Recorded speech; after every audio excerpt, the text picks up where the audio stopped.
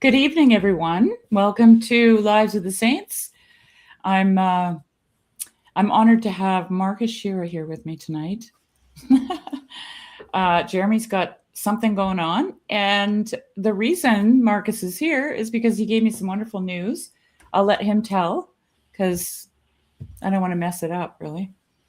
But it has to do with a saint.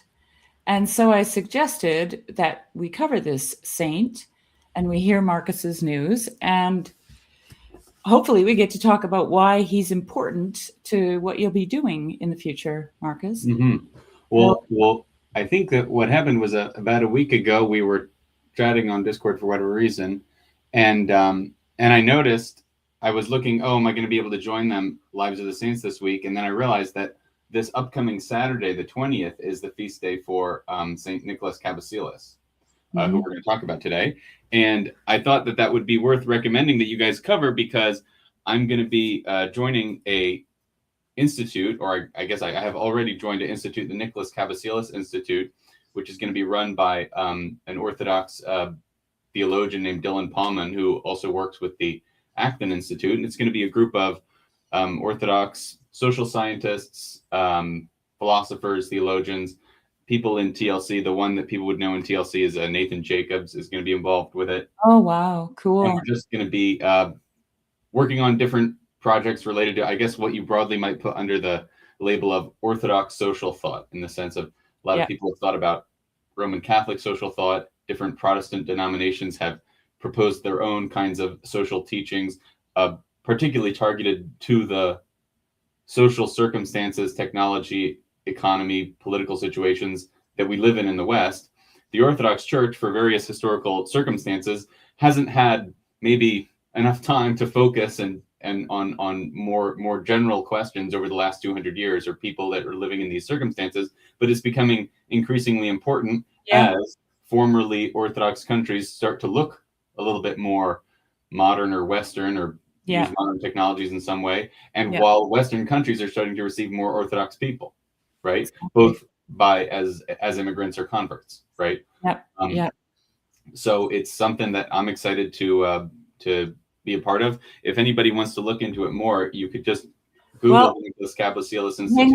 Hang on. I can share my screen here because I have the page pulled up, my friend. Right here. Whoops. So this is the patron saint of the institute. And here's the home button. There. Yeah, so if anybody wants to look at anything that's already been published, right? Well, one, you can put your email and stuff down to get updates or whatever. Yeah. But also, Dylan has written this book that just came out through Ancient Faith publications called The Kingdom of God and the Common Good. And it's summarizing a lot of different writings of the Church Fathers on what you might call social and particularly maybe even economic matters. They wouldn't have used that as a too distinct separate category from other political social questions at the time, for better or for worse. And then going on into the modern period, and also starting to cover modern economics. What is that as a body of thought? Why would someone even study these questions? Yeah. Putting it all together. So it's a good introduction for people who are interested in economics and social thought to Orthodox social teachings, but also a good introduction for people who are into Orthodox social thought to modern economics and what they might learn from that. It's fantastic. I'm really excited to see what you're gonna, what this institute is going to be discussing. Sounds like a great team. So we're going to cover Saint Nicholas Cabasilas. Is that how you say it? Yeah. Well, I've heard it pronounced Cabasilas. Cabasilas. That might be a different also wrong anglicization. I would say Cabasilas. But we're going to open with prayer, and Marcus, you gonna do that for us? Sure. Today? In the name of the Father, Son, and the Holy Spirit. O Lord Jesus Christ, open the eyes of my heart that I may hear your word and understand and do your will, for I am a sojourner upon the earth. Hide not your commandments from me, but open my eyes, that I may perceive the wonders of your law. Speak unto me the hidden and secret things of your wisdom. On you do I set my hope, O my God, that you shall enlighten my mind and understanding with the light of your knowledge, not only to cherish those things which are written, but to do them. For you are the enlightenment of those who lie in darkness, and from you comes every good deed and every gift. Amen. Amen. Thank you. All right. So I'm going to read. Oops, I gotta share my screen again. Hang on. I'm not usually doing all this. This is Jeremy's MO. job. I just see there's a wonderful. Hi, Corey. Hey, Corey. Love you too. By the way, Corey and I hung out last week. Oh no, really? Yeah. I'm always so jealous. All these people. I'm so far away from everything. But anyway, here we go. Okay, I'm going to read. This is from the OCA website. Venerable Nicholas Cabasilas. The Venerable Nicholas Cabasilas was born in Thessaloniki in 1322 and was the nephew of Nilos Cabasilas, who was the Archbishop of Thessaloniki. His father's surname was Kamatos, but he preferred to use his uncle's name, Cabasilas. St. Nicholas received an excellent education both at Thessaloniki and Constantinople, studying rhetoric, theology, philosophy, etc. For a time, he served as an advisor to Emperor John. Is that the sixth? Sixth. And I'm not going to try to say his last name there. Cantacuzénos. Cantacuzénos, thank you. Cantacuzénos. Who entrusted him with several important missions in this time of civil war and religious strife. In the last year of his life, the emperor abdicated and was tonsured as a monk with the name Josaph. He remained in the renowned Maganon monastery until his death. St. Nicholas seems to have become a monk at Maganon at the same time, and it is possible that he was ordained as a hieromonk. He was a disciple of St. Gregory of Sinai and a supporter of St. Gregory Palamas, both of whom were proponents of hesychasm, involving the unceasing prayer of the heart, which can lead to a vision of the uncreated light of Tabor. St. Nicholas took part in the hesychast controversies of his time, which ended when the Council of 1351 proclaimed the teachings of St. Gregory Palamas as orthodox.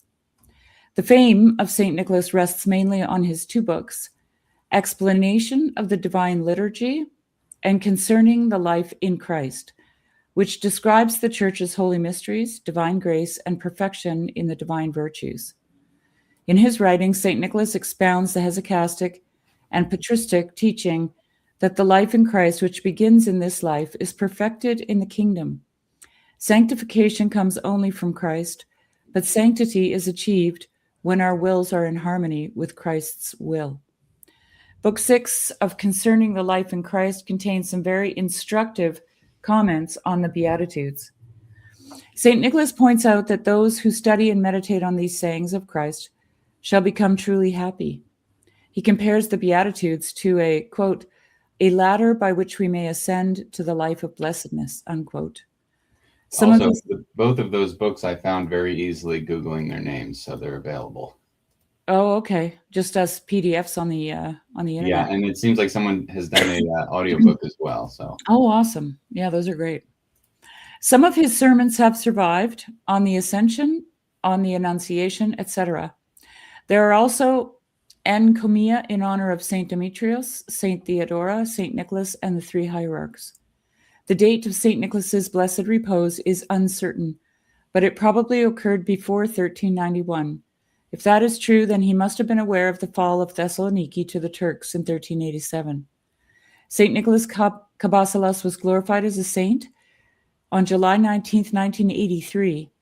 The Troparion composed in his honor describes him as a divine teacher, a wise interpreter of the dogmas of the faith, and of the divine virtues.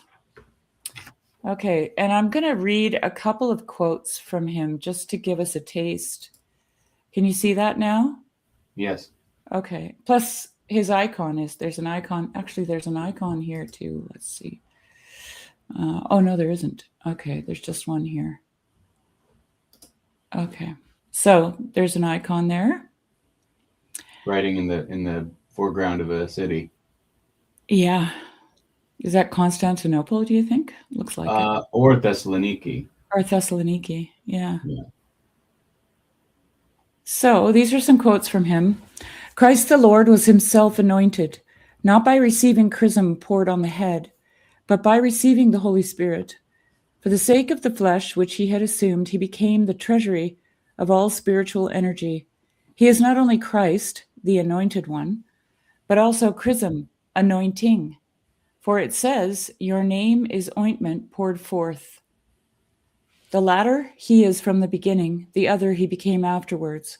As long as that by which God would impart his own did not exist, he was the chrism and remained in himself.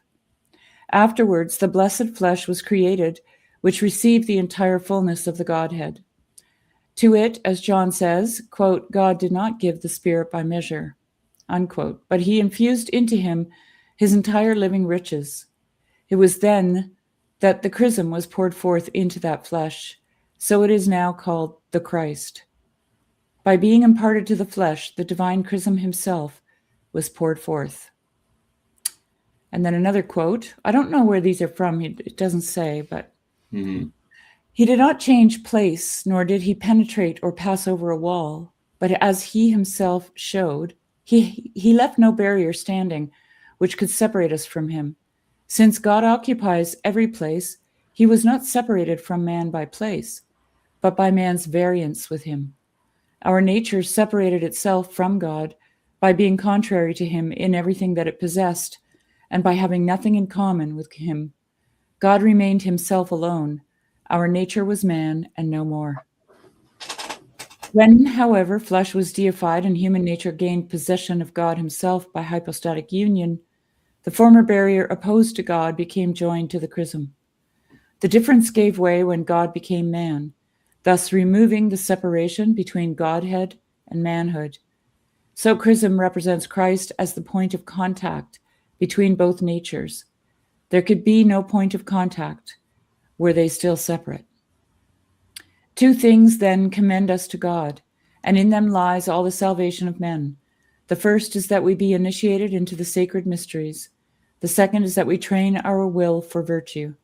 Human endeavor can have no other function than that of preserving what has been given so as not to waste the treasure. Consequently, the power of the mysteries bestows us all these blessings. What could be equal to that affection? What has a man ever loved so greatly? What mother ever loved so tenderly? What father so loved his children? Who has ever been seized by such a mania of love for anything beautiful, whatever, so that because of it, he not only willingly allows himself to be wounded by the object of his love, without swerving from his affection toward the ungrateful one, but even prizes the very wounds above everything? Though these prove not only that he loves us, but also that he greatly honors us, yet it belongs to the greatest honor that he is not ashamed even of the infirmities of our nature, but is seated on his royal throne with the scars which he has acquired from human weakness. Wow, those are some powerful things to meditate on. I mean, a lot of it is very similar, obviously, to classic Athanasius, right? And he's obviously in that tradition. Yeah. But the one line that stood out to me there was that through taking on human nature, he changed or turned something that was against God or something that was an obstacle to obtaining God or to achieving God into the means by which we reach him, right? Which would not mean, I guess, I don't know exactly how the translations work, etc. Would not mean that human nature fundamentally is opposed to God in some way. Yeah, but no. that our fallen nature is restored through Christ. Yeah. Yeah. Well, he says it here. Let's see if I can. I'm just looking at it. Well, let me share again. I think it's better. Let me share one more thing.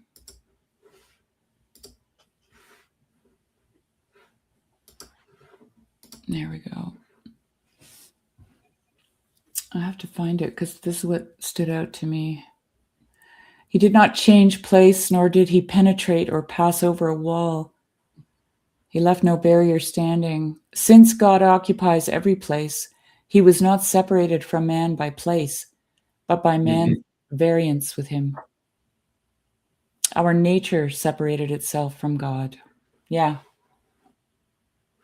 It's good stuff. So something in our disposition, because when you do have moments where you overcome your own distance from God, or or God overcomes that distance, whichever direction it's going. One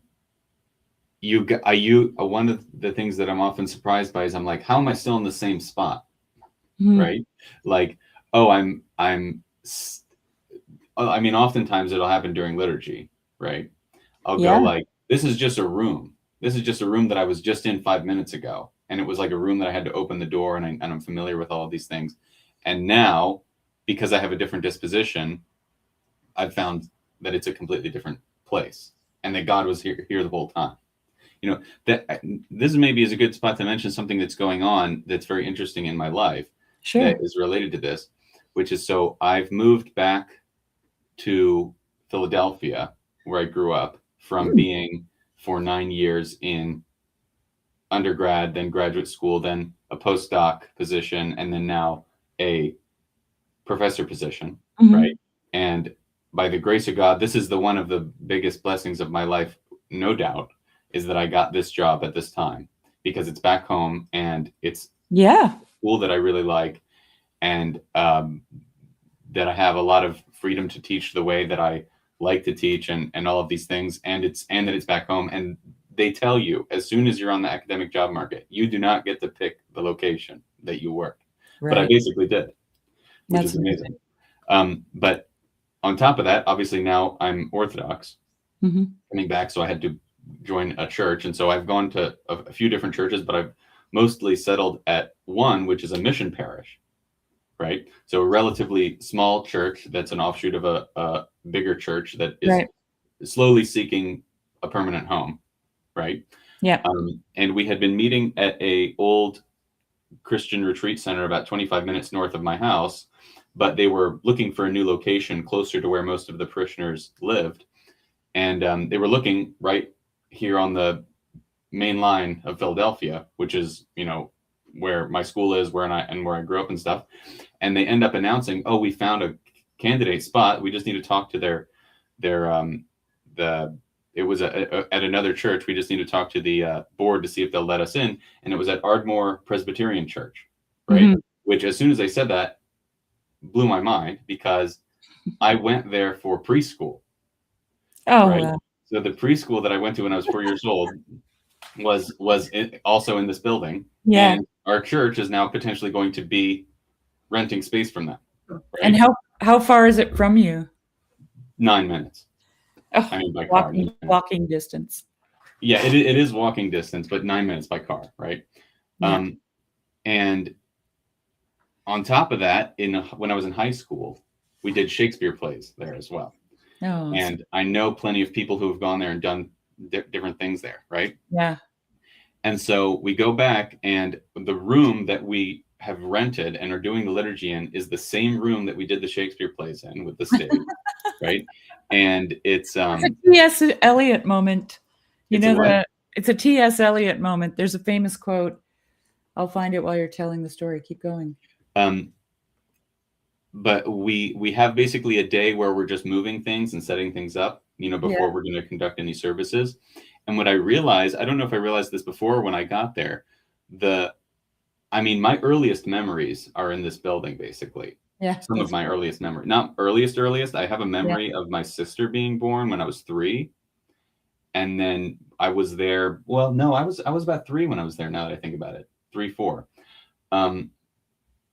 And so I remember sitting on the stairs waiting to get picked up. I remember going to the principal's office when I got in trouble. I remember each of the different rooms and things like that. I remember being the cars coming in to pick kids up and stuff like that. But what was most interesting, and this is how it connects back, to what we read is that when I joined the Orthodox Church, you have to do a lifetime confession, right?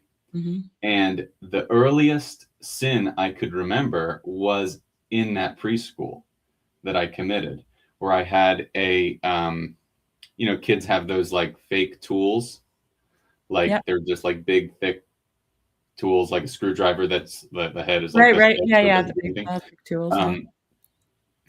I have a memory of holding one of those, and there's a kid standing right in front of me, and I just hit him in the face with it.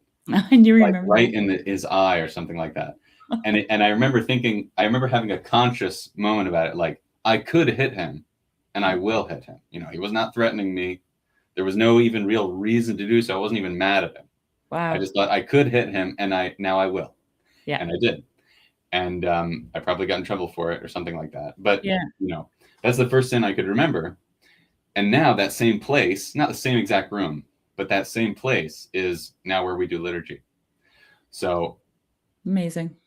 I love it. That's he great. was there. God was there the whole time. Yeah. Well, here's the quote from T.S. Eliot. We shall not cease from exploration, and the end of all our exploring will be to arrive where we started and know the place for the first time. Yeah. That is cool. Mm-hmm. That's what I was thinking when you were telling the story. Yeah, that's great. Well, just on the idea of standing in the Orthodox service, I've thought about this quite a bit because it has, in my opinion, it has very deep meaning. It's not just standing in one place and paying attention. I think that was my first thought. Oh, I got to just, pay attention. But there's an I am here to it. Here, a here-ness, a presence, right? And then there's also like what you're describing, coming back to the place and it being different, right? Each time. And then there's the idea of being in eternity. I'm sure there's more. Like we could probably explore that. Just the standing in the liturgy. Mm-hmm. Like it's come to mean a lot more. I've only done it a few times because I've only been to a few liturgies, but I do stand in my icon corner, and so there's, I don't know, it just feels. Oh, and also it's a stillness. That's the other thing I was thinking. There's a stillness in it, right? Mm-hmm. And I don't know. I mean, I've only been to 3. I'm sure it would change if I had to go every Sunday, but the time seemed to fly by for me. I just felt like I was in another, like I had no sense of time, actually. I was surprised. I thought it would be hard to stand for that long. Do you have that sense? At the beginning, right? Yeah. And then there are even certain times where I go, oh, I'm standing. Am I going to be able to stand this whole time? And then I can, right? Because I remember having thought that before. Yeah. Right. Yes, and I am always, well, I've also been in the choir for a while, right? Oh, nice. And when you're in the choir, you get to know the service a little bit better. Like because you know what happens when you flip each page. You have a map. Stuff like that. Yeah, you do have a little bit more of a map. So there's a phrase that might come from Augustine, that when you are in the choir, you have to pray twice because you have to pay attention. You have to pay double attention in a sense. Oh, yeah. So I don't know why that comes. No, I think my priest in Virginia told me that. I don't know if that's actually from a church father. He just said it. But yeah. So, but and when you're in the choir in particular, things do go a little bit faster as well. Yeah. But they're also a little bit. It is interesting that you can sing a whole passage and not even remember what you said exactly. You have to, because you have to focus on the task and the words at the same time. Right. Yeah. I mean, I've been to 3 liturgies, but my godparents live about an hour east of me. Mm-hmm. Actually, no, 2 hours east of me, an hour east of the town that I go shopping in. Mm-hmm. I'm west, an hour west, and they're an hour east from that town, right? So, but we've done reader services, and so it's kind of like being in the choir, right? Because we got a large Yeah. paper, we're going through and singing this stuff, and yeah. So back to Saint Cabasilas. He had a quote in on the patron saint page, which I'm gonna share because I want to hear your thoughts on this.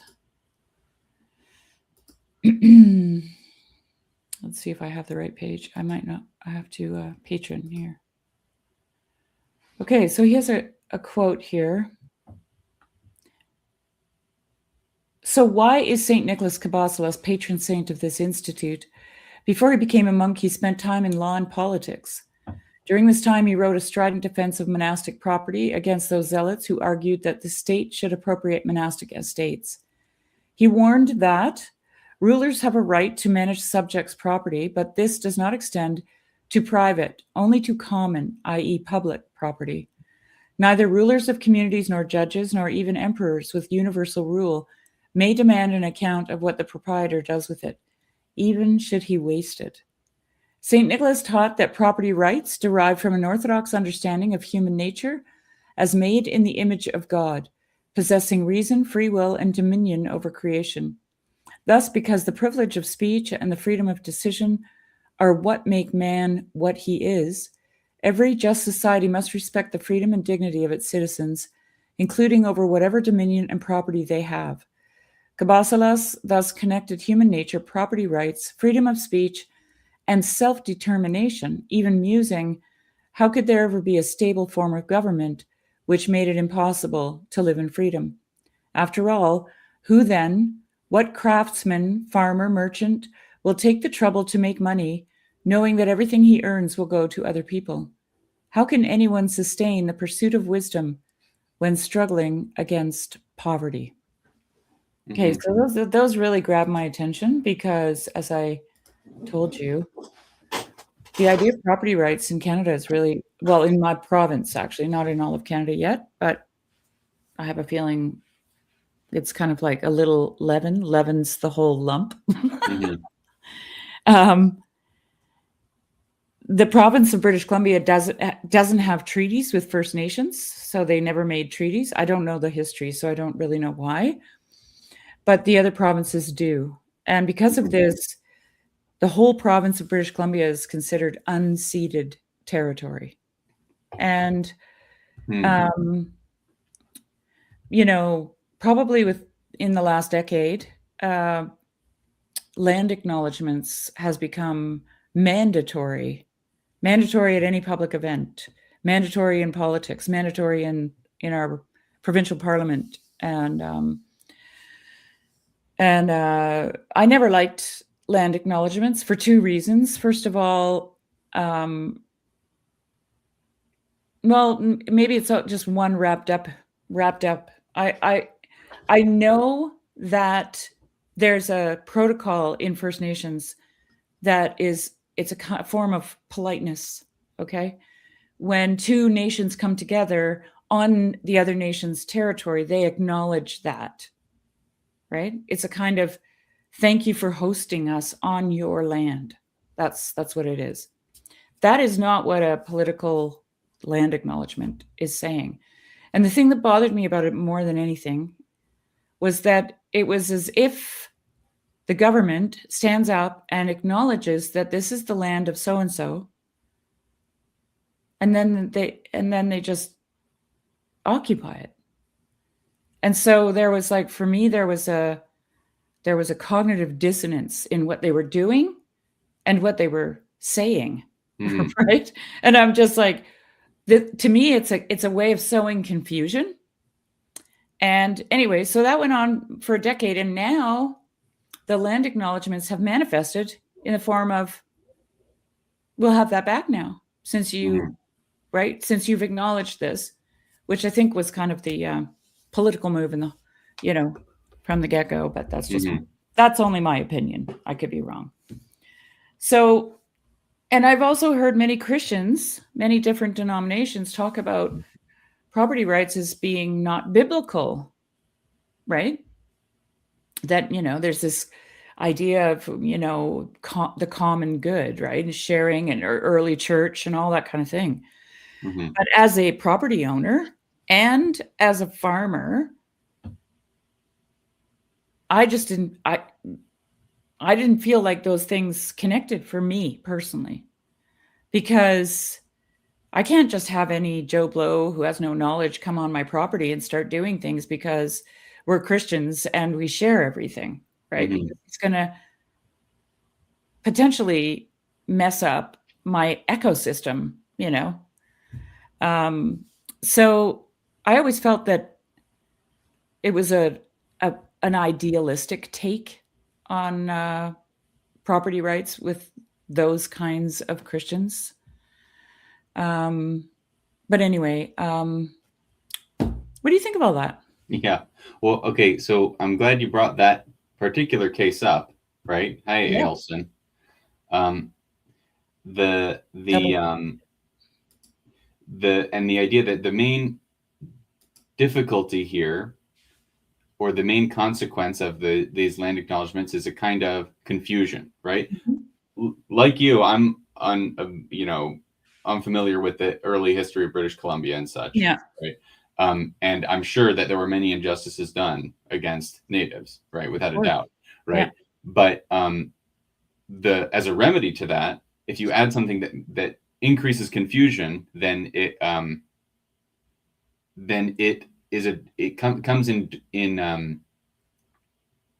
in tension with the possibility of providing freedom to anyone, right?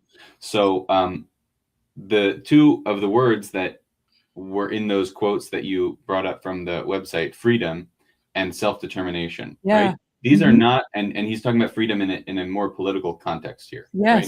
Yeah. These are not things that come up so much in Orthodox discussion, right? Sometimes people think, well, and these are real deep, interesting truths. Like, isn't it from submission? Isn't it from slavery to God that you find a true freedom, right? And so we think there's this sort of caricature that a Western view of freedom or a modern view of freedom is, I have the freedom from any constraints and I can do anything, right? And that's freedom. Whereas we have a notion that submission to God gives you freedom from your passions and from your sins. That's a true difference, right?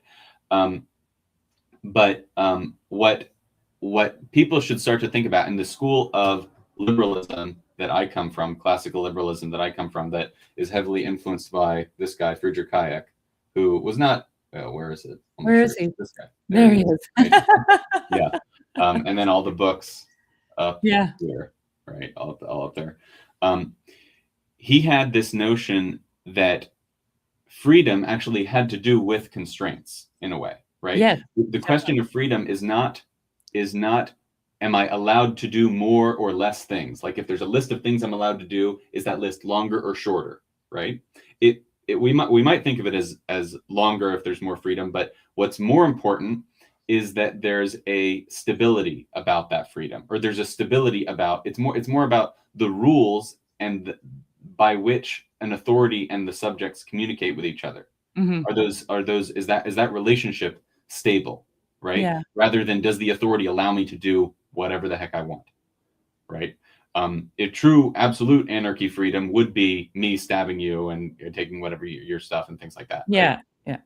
yeah. In that sense, freedom and constraints are two sides of the same coin. So a little bit, there's a little bit of a relation. I don't want to say it's the same thing as that notion that through submission to God we gain freedom over our sins. But he says that you can only find freedom if there's a stability in relationships between the parts, right? I, as a one part that has the ability to make judgments, like Cabasilas says, and being made in the image of God, be able to speak and act on the world. I'm only able to execute that capacity if I understand myself as being free in some way. Yes. Right? And my freedom with relationship to other people, that doesn't mean I have absolute lack of constraint with respect to what I can do to them, but our relationship has to have some stable element. Right. That is between two people who might be neighbors, right? But also between me and someone who we might think of as have a different social status, a government or something like that. Right. Right. Or when you're a kid, your parents. Right. Yeah. Yeah. So that's what I'd want people to start to think about in the Orthodox space, is that freedom is not just about lack of constraint.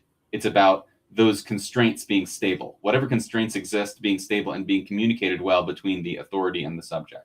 Well, let me give you a Florensky idea, and I think you'll, I mean, this is not new to you at all, Marcus, but he says that true freedom is found in asceticism, which sounds counterintuitive, right? So you deny yourself things, and in doing so, you find freedom. And I'm going to just keep it in really simple terms and on subject. So as a homeowner, I can't do whatever I want to my house, because if I like punch the wall and make a hole in it, I mean, I could do that. I have to fix it. So I'm constrained. Like I'm actually encouraged by the fact that I'm going to create a job for myself that I don't need, right? Not to do that.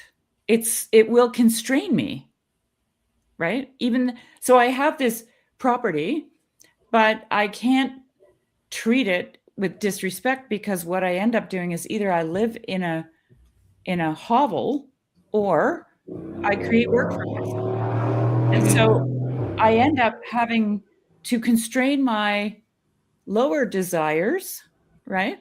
Like an ascetic would, in order to maintain this higher standard of living, let's say, just for the sake, lack of a better word, right?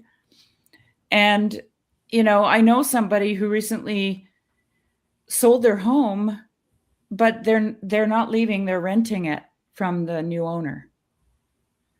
And their home, you know, was a responsibility to them, right? They had to maintain it. They had to do all these. Now that responsibility lies with the new homeowner. And they have no constraints. Like it's a weird, almost like it's almost oxymoronic. Like it's this weird flip that happens with human behavior when it comes to freedom. And like you said, it's the same coin. It's just the two different sides of it, right?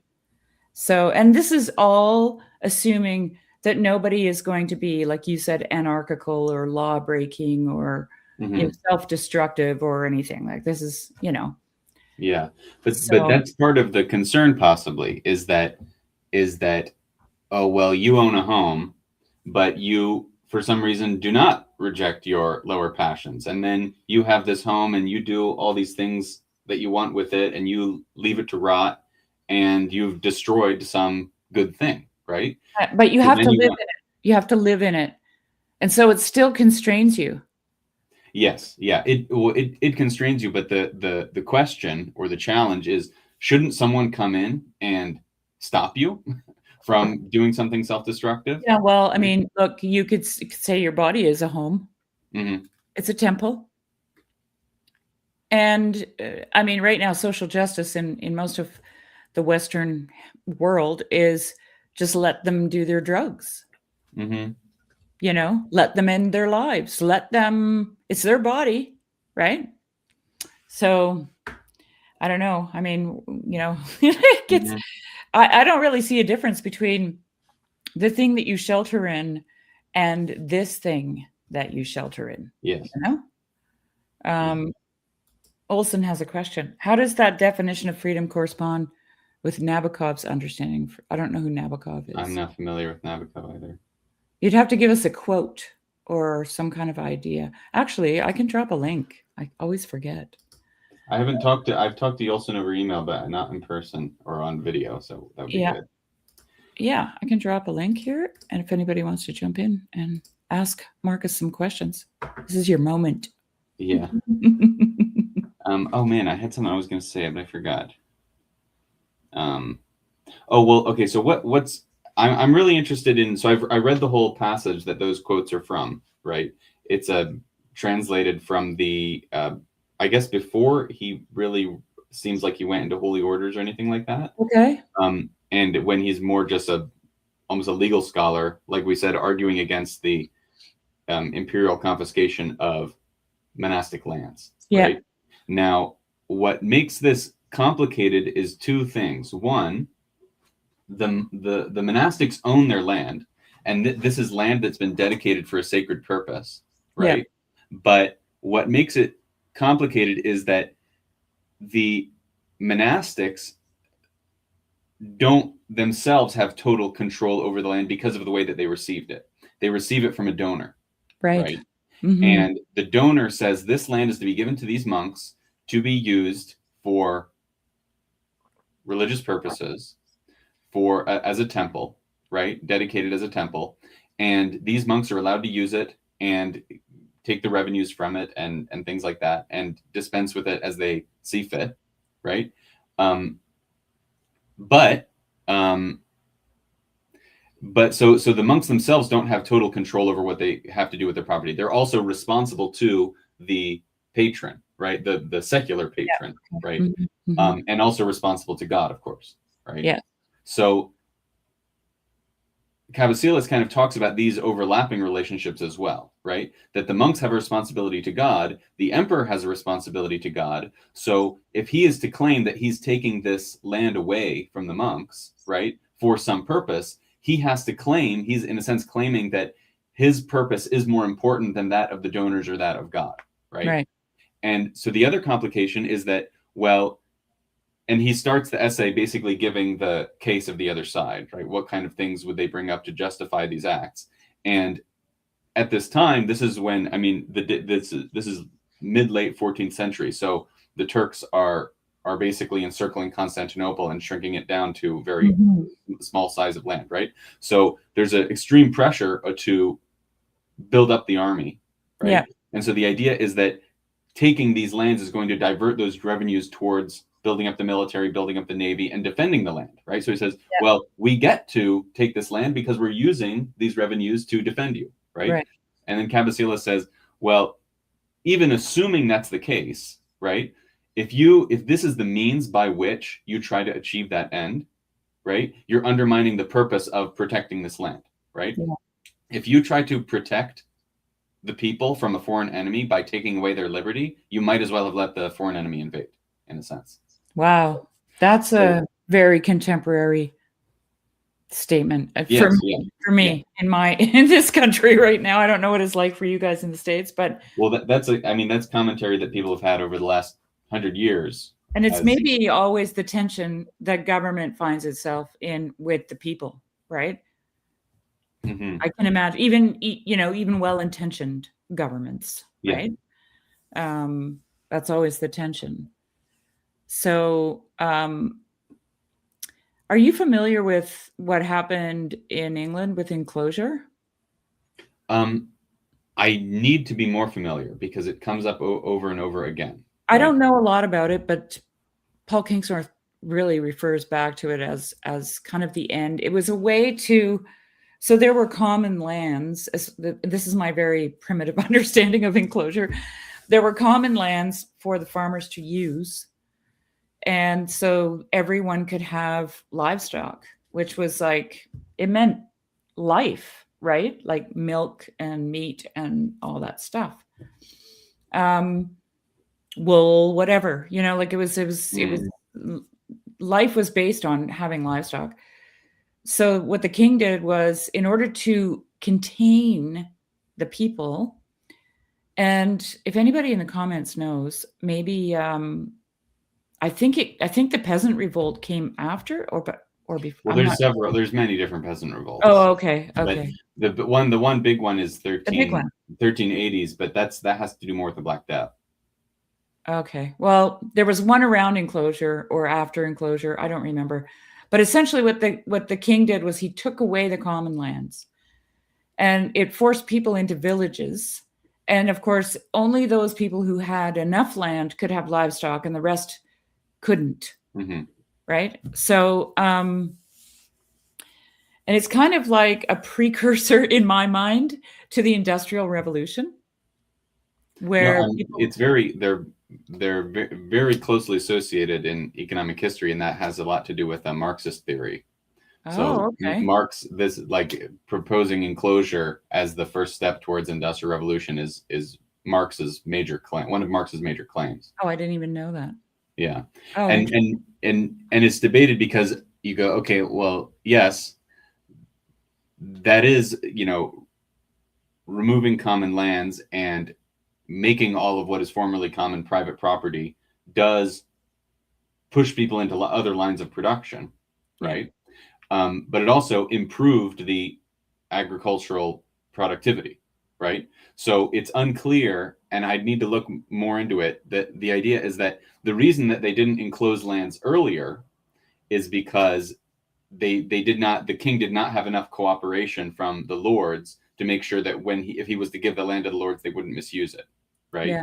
But if he now has more cooperation of the lords and there is a more centralized government, he can actually impose a private property regime, which does harm a lot of the people who benefit from it today, but in the long run, it will increase productivity over time, right? So that he would only make that move if it's actually increasing productivity in some way, right? Or taxable productivity. So, well, here's my farmer take on enclosure, because I have a very large property and it consists of field and forest. And my livestock, I've always been of the opinion, not because I did a whole bunch of research, but because I've observed the health of my livestock, is if I enclose them in a small pen, they waste. So they end up with disease or chronic disease. They also take on a lot of psychological ticks. Animals will suffer psychological ticks just as much as people do, but only when they're enclosed. And so my animals, basically the way our farm works is my house is fenced, my house and my yard, where I don't want them. And they can roam wherever they want. And they generally roam within eyesight and earshot of the house, because there's a safety there. I even have wild animals that will put, like, right now I've got a family of ravens, and every year when their babies fledge, they put them on my farm in the fields. And they put them there because my dogs keep predators away. Okay?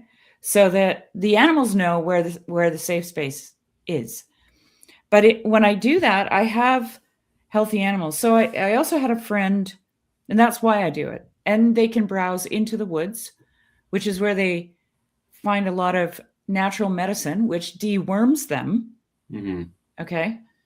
And they don't get overburdened with worms. So most people that have small acreages and have just one pen for their animals, they have to deworm on a regular basis. Otherwise, their animals get overburdened, right? And for me, this all has spiritual connotation, right? So anyway, you enclose people. This is what feedlots are, okay? What they have is these tiny little pens, and they feed them, high protein diets before slaughter for a few months. I had a friend who was a cowboy on a feedlot in Alberta, but they run around on their horses with antibiotics in a pouch because the cows are suffering, standing up to their ankles in manure, and they don't have exercise, they don't have browse, they don't, you know what I mean? Like they're enclosed, and so they suffer chronic diseases, and so they're constantly giving them. And, they'll see a sick animal and then just give it a shot. And, that's their job. That's basically their job. So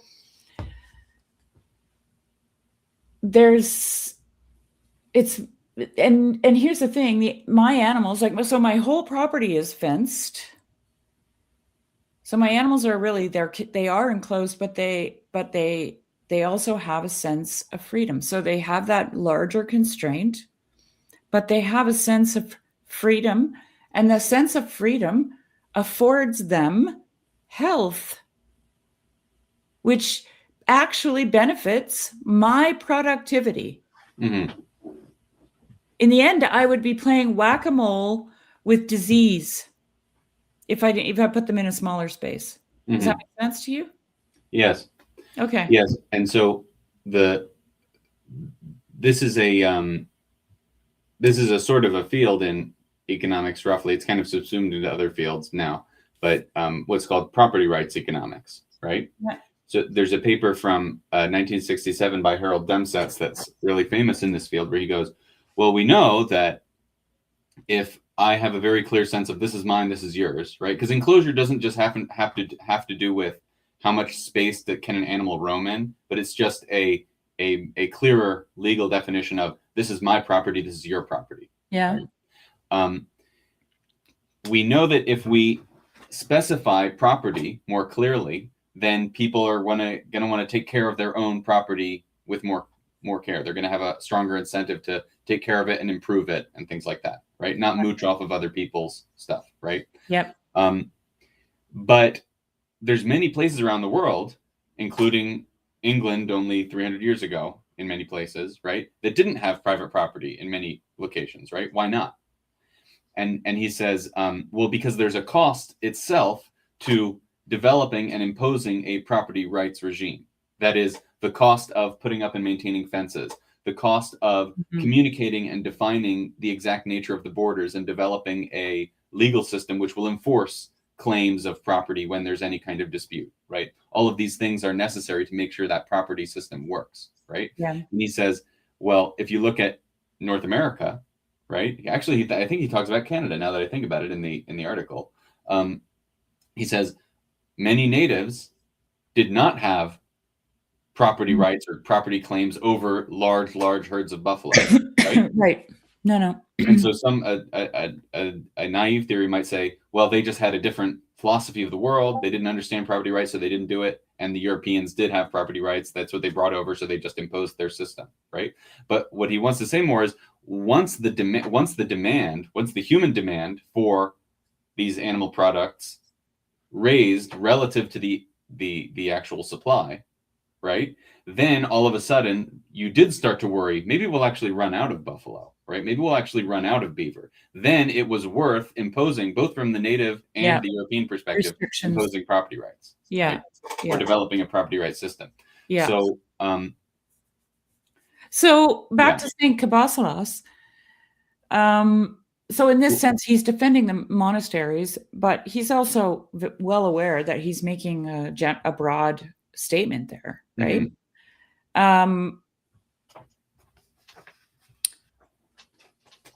Like, because you've read more of it. Yeah. How about I read that whole paragraph where he talks about liberty? That would be great. Do you want to share your screen, or are you reading from a book? I have it on paper here. Okay, that's fine. Yeah. How can a form of government survive without liberty, the most cherished of all human possessions? Whoever undertakes to govern in such a way must either imprison his subjects and treat them as his enemies, or lose his power. But what is the use of enslaved subjects? If no one is free to dispose of his possessions, if officials wield unlimited power, and the mere mention of the word state brings fear of loss of private property, who will be interested in earning money? Who will exercise any trade, profession, or military art, knowing that all his earnings will go to others? From what source will taxes then be levied? That is why good officials have always striven to provide their subjects with liberty and external and internal security within the framework of justice. It is certainly unreasonable that those whose duty it is to prevent injustice and violence should acquire military strength by inflicting injustice and violence upon their subjects. And so where that might tie back is he's talking about liberty, right? But then he also has this distinction earlier between common and private property, right? That goes all the way back to like Aristotle, right? And he says, well, the the liberty then would be having a notion of what each person's private property is, and then the government respecting that private property, right? And then there's this other thing called common property. And what I learned from reading Aristotle on this recently is that the people think that the classic argument is kind of like how I articulated it earlier, where the reason that we'd have private property is because common property, you don't have the incentive to develop, right? You want to, you'll extract as much as you can without putting any effort into the pot yourself, Yeah. right? Whereas with private property, whatever you put in is what you get. So you're going to put in more, right? Yeah. But the way that Aristotle talks about it is actually a little bit different. It's more about, well, if we all have common property, maybe we could actually coordinate and organize it better, such that we coordinate all of our efforts in a unique way, such that the gains from working together in a common space, right, might actually make this good better. But he says, but we don't always want to do that because we can't work together. It has to again do with communication and coordination more than it has to do with is people's heart in it or not, or are people being selfish or not, right? Right. So right. the questions of how do people, basically, I kind of want people think of economics as the science of incentives, right? The science of who's motivated to do what, and let's just assume everyone is selfish and then build a system where people's selfishness works in the favor of the common good. Right. I think it's more fruitful to articulate it as a science of communication and interaction. And cooperation. Right? Would you say cooperation? Cooperation and coordination, right? Yeah. And now that, of course, includes the fact that we have to cooperate despite our selfish natures. But I would even, and this is the way that I think Adam Smith does it, frame that selfishness as another example of miscommunication or another example of miscoordination, in which you fail to properly communicate to me, or I fail to properly hear from you why your need is also important, as important as mine. Right. And so that's why it might be useful to have private property where me and my family, we communicate directly and coordinate about how this property is going to be used, because we can coordinate with each other better. Not because we just have to assume, well, you love your family and you hate everyone else. Right. It's because you can actually work together better, and your love and your more fruitful love is towards those who you can best communicate with. And that's a huge theme for Adam Smith. So when he talks about that it's not from the benevolence of the butcher, the baker, and the brewer that we expect our bread, but we address themselves according to their own interest when we do trade, right? He says, in the marketplace, you don't go around using the language of love because it confuses people. Yeah. Right? You use the language of self-interest, right? Yeah. Not because people are fundamentally self-interested. No. Right? Or fundamentally selfish or self-loving is the word that he'd use. Yeah. But because when you're communicating with these people who are strangers, right, you have to use a different language. You have to use a different form of communication. But the one thing that you do certainly communicate on in that domain with strangers is, this is mine and that's yours. This is private property, right? Yeah. And that's one of the things that affords our trust and communication. Yeah. Right. And as long as there are enough people with private property, it doesn't seem to be that contentious. But when the number of people with private property dwindles, and I'm just thinking about communism, right? And what the communists did to peasants who owned things like their property or their livestock or whatever, they persecuted them, right? Because then they could feed on envy, basically, Now, what was going on in Russia, though, before the revolution is totally fascinating, because there was this 50-year period where they were in a kind of intermediate stranger state, because 1860 is the abolition of serfdom, right? Where previously landowners could own people. Essentially. So a kind of slavery with a lot of strings attached. Like, it was not like American Southern slavery, in which this person you can treat them like an animal, right? The serfs had certain kinds of rights, but basically you could be employed in any which way you wanted by this person. You didn't have a right to leave this land. Right. Yeah. But the slave owner or the landowner didn't necessarily have a right to use you in any way they saw fit. Right. Yeah. So it is a little bit different. But apparently a lot of different communities and villages were given land as a group. So there was a lot more of these unique kind of common property arrangements in Russia at that time. And it's unclear. I have a friend who's an Orthodox priest who's actually been working on studying this. He's a political scientist as well. Oh, cool. His name is Dmitry. He's Russian. It'll come to you. It'll come to me later. Yeah. And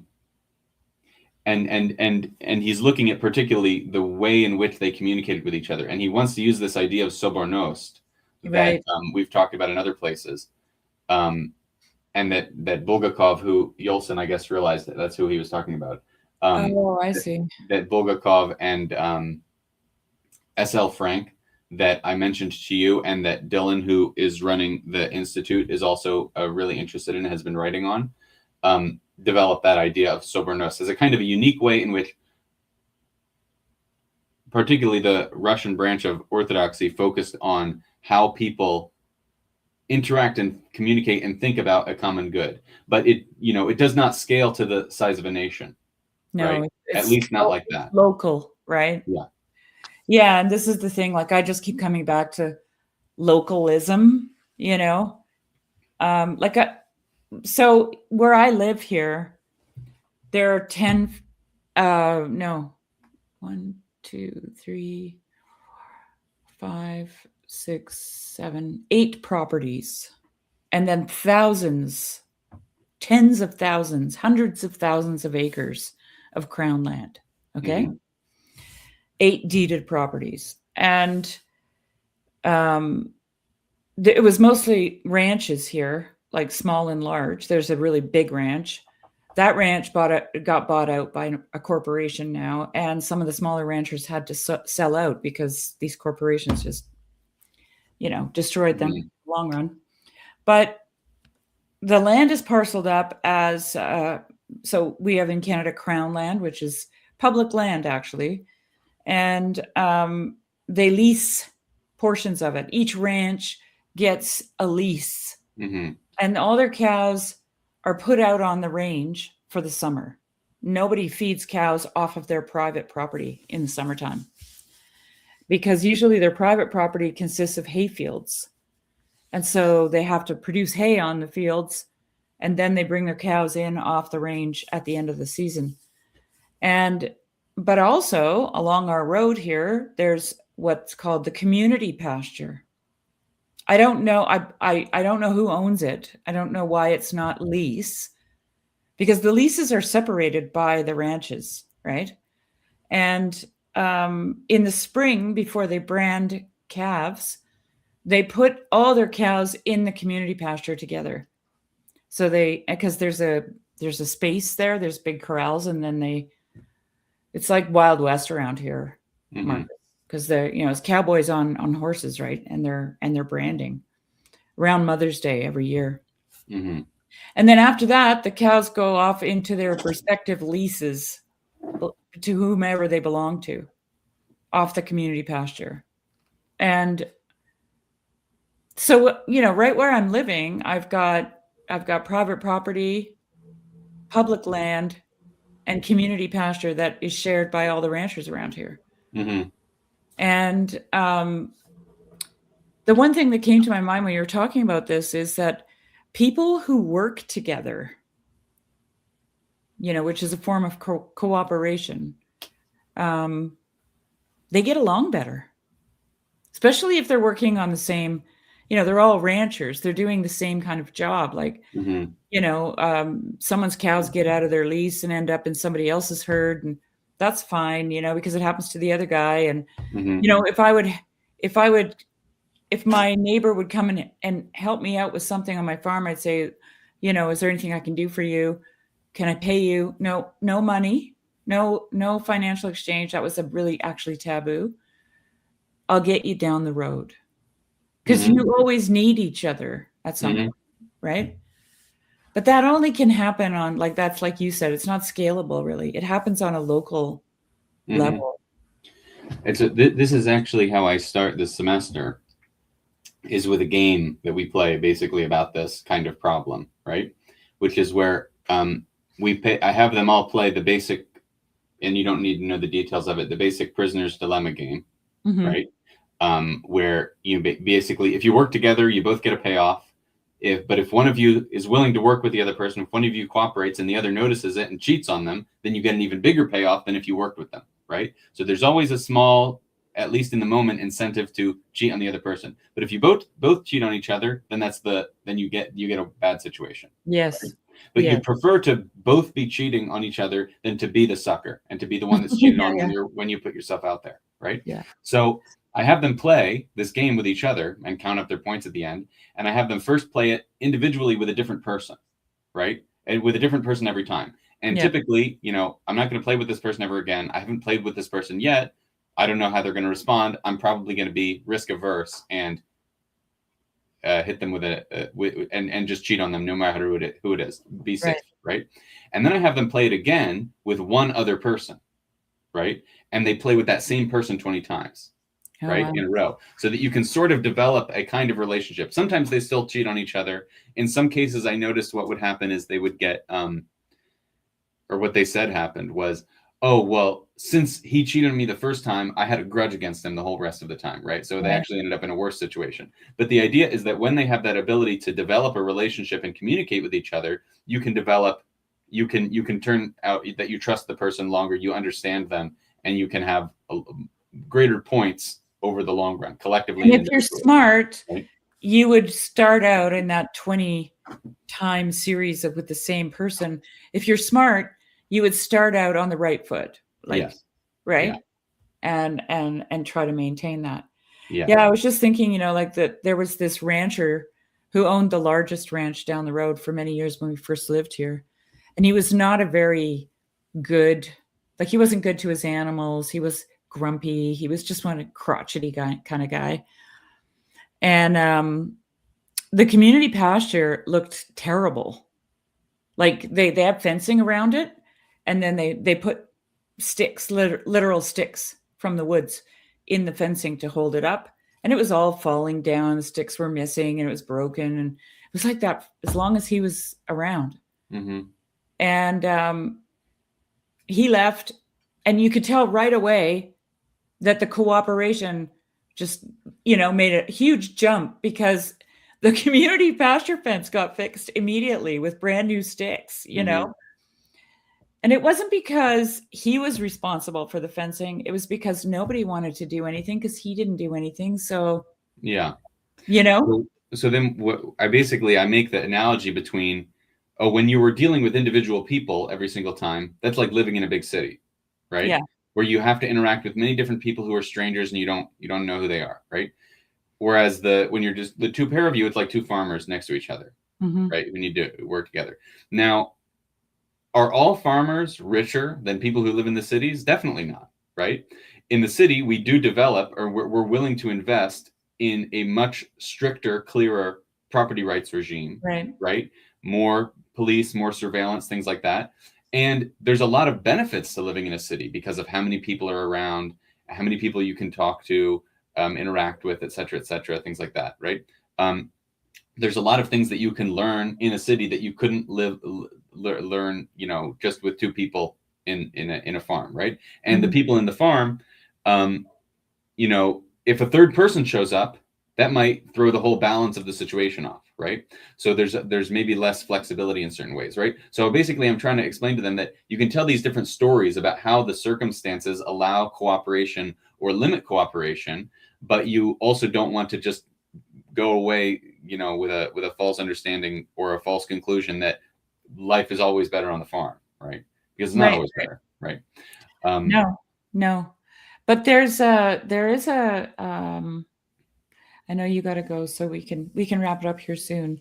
But there's a very interesting dynamic that happens in rural communities. I can use another neighbor as an example. Uh-huh. So there's two neighbors that fell out many years ago over property, mm-hmm. and probably a little bit of envy, because the one neighbor was able to purchase deeded properties and was doing so, and the other neighbor wasn't able to, but would have liked to. And so it just became a situation that kind of was birthed out of envy, I think. But when branding time came around, the envious neighbor was the only guy that did they use like a hot iron to mm-hmm. dehorn the calves. And that was his job. at all the ranches around. Like they always got him to come and do it. And he would come, even though they had this problem, and it was a big problem. They didn't talk to each other all year long, and they didn't talk to each other while branding. Mm-hmm. He just showed up. He did the thing. He didn't get paid. Wasn't a paid job, right? And off he went. And he never asked that neighbor to come and help him brand or do anything. Mm-hmm. He branded, but he always went over there. And this is something I see in rural communities that I think in urban places, you have so much choice. You don't really need to interact with those people. The ones that are just not, that you don't like, right? The neighbor you don't like. Mm-hmm. What do you think of that? Well, it makes me think of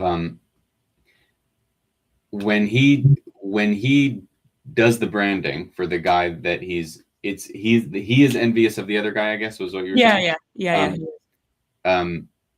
What is motivating him there? Is it regard for this other guy, or is it this sense that I know that this is my duty, and I know that this duty supersedes any petty thing that I have today, even if I'm not letting go of that petty thing? Right? It's duty as a rancher in a rural area.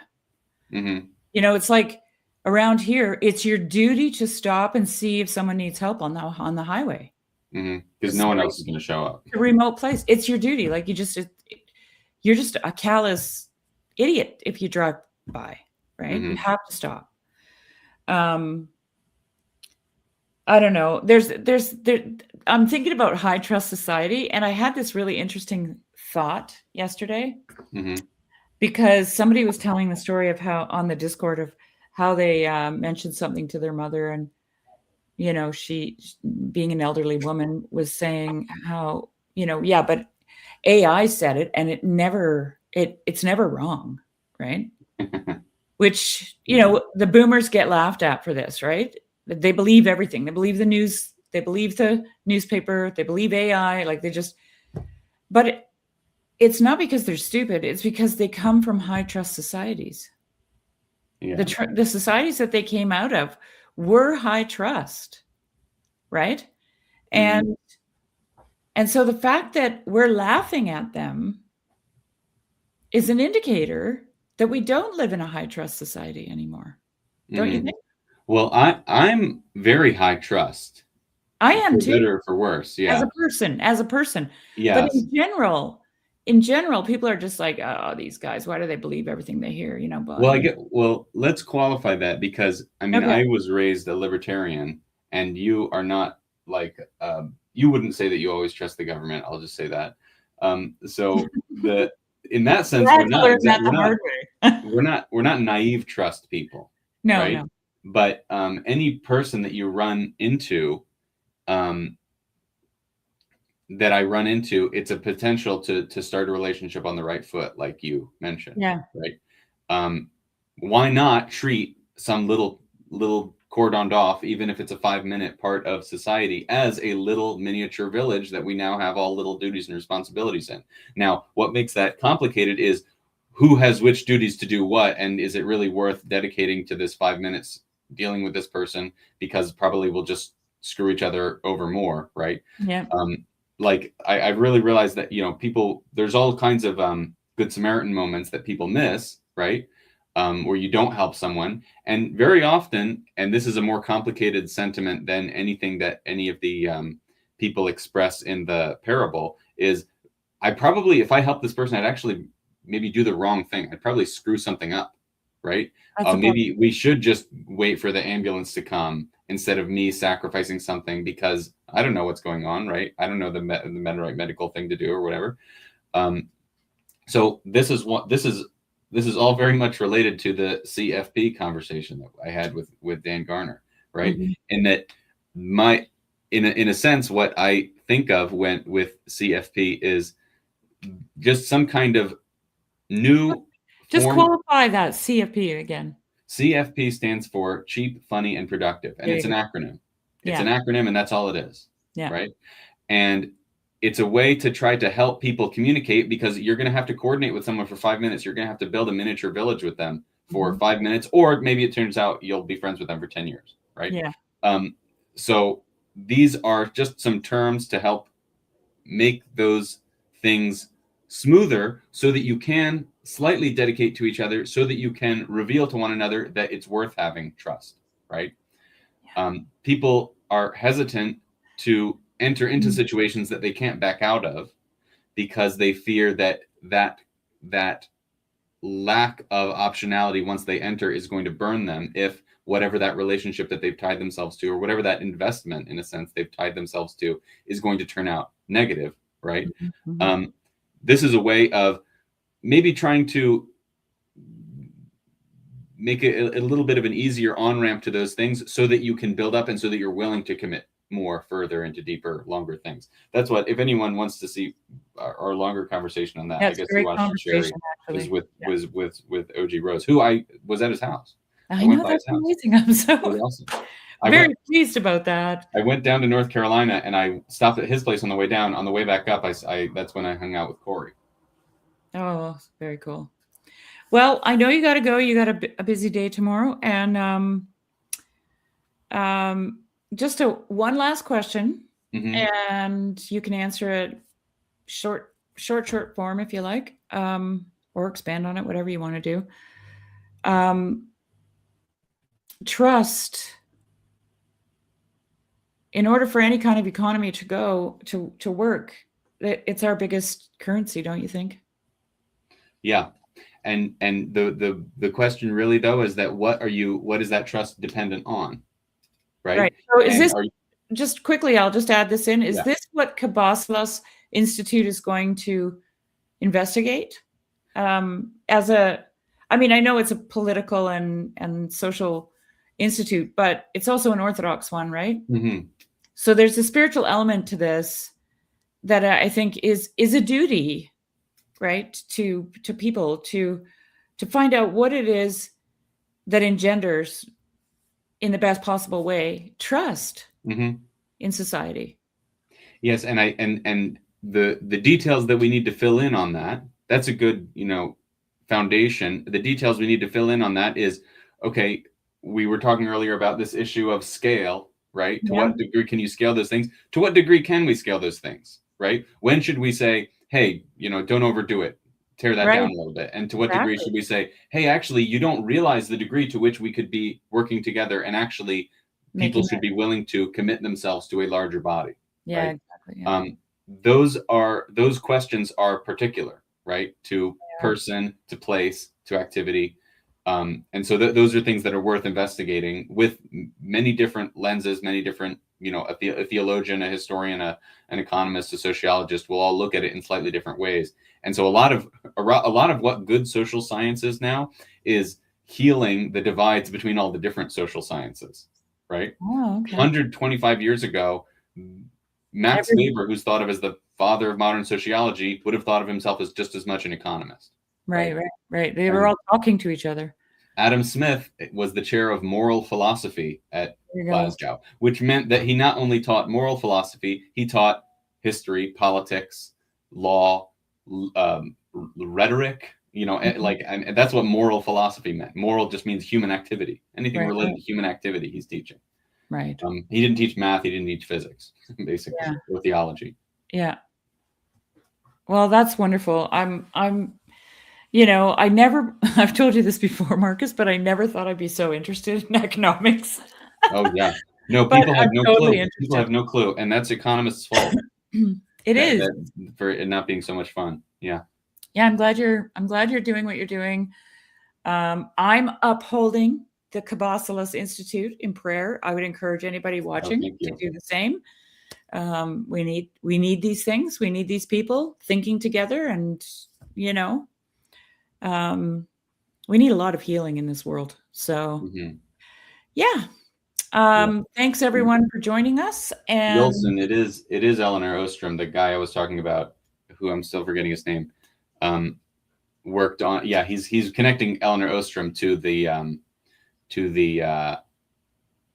Sober Nost and the idea of Sober Nost. Yeah. See, my grandpa is very hurt by the idea of scam phone calls. Oh yeah. I was looking through my township's police blotter, for local crime reports and stuff like that, and half of them were like, this person was stolen from $20,000, and I'm like, what? And it's like it's all scam phone calls, so or internet scams. So I guess if it's an internet scam, it like counts as a Haverford Township crime or something like that. I guess that's a bit odd, but there's a lot of them. That was like half of them, so it was kind of amazing. Yeah.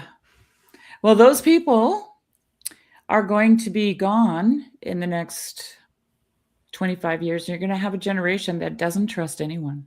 Yeah. That's going to be a whole new scenario. Yeah.